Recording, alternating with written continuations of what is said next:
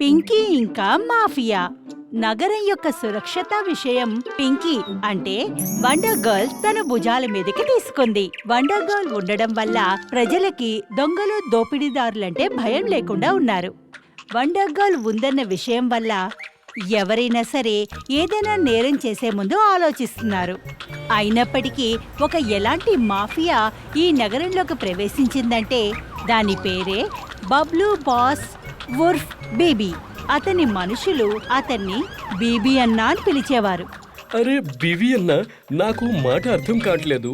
Under world లో మీరు boss అయి కూడా మీరు ఈ చెట్లని కొట్టి అమ్ముతున్నారేంటి?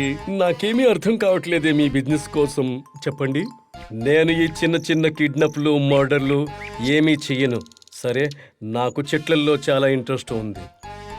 బబ్లూ అన్న ఒక ప్రదేశాన్ని టార్గెట్ చేస్తూ ఉంటాడు. అక్కడ ఎన్నో ఏళ్లగా పెరిగిన చెట్లని నరుకుతుంటాడు. దాన్ని విదేశంలో స్మగ్లింగ్ చేస్తుంటాడు. బీబీకి ఈ పనంటే ఎంతో ఇష్టం.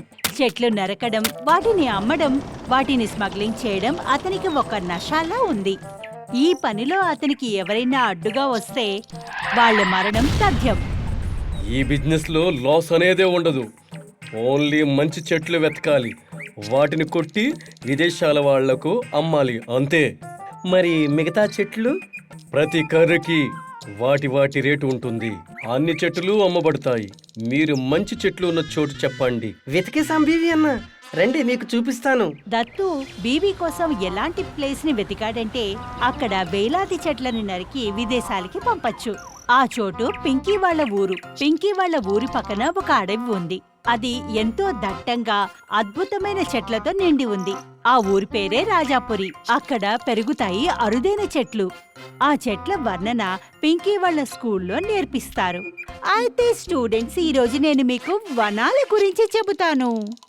ఎలాంటి వనం టీచర్? రాజాపురి వనం సరిగ్గా మన ఊరికి పక్కనే ఉంది. ఎన్నో అడవి జంతువులు, పశుపక్షులు ఈ అడవిలో ఉంటాయి. ఇవన్నీ అడవిపై ఆధారపడి ఉన్నాయి.